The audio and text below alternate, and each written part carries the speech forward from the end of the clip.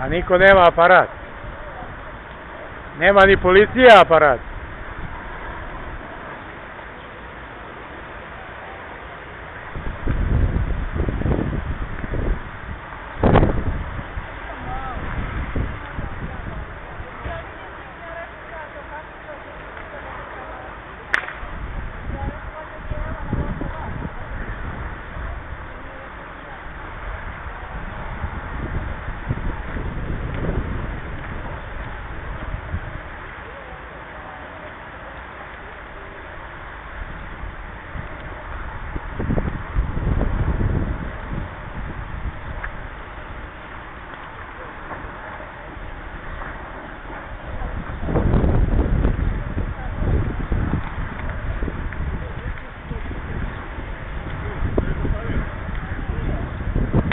Sad gore interijer i ovo, sad kad ulazi paprika jebije. Sad ona će brzo.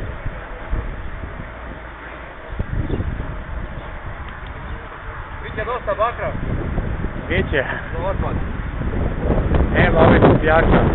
Čiji auto, ne znaš? Pa tako momka i devojka. Oni su osjetili pa su krenuli ovdje, traže vode. A kad je osjetio što...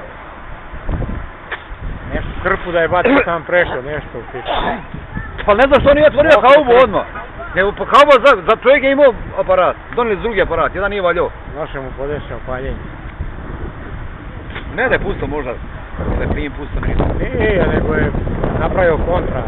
Katno paljenje i sam napravio kontra i zapalio gore iza. Buknuo. Buknuo iza. Možda je creo negdje malo A i strevo negdje pustilo. Možda je vozio nas na benzin.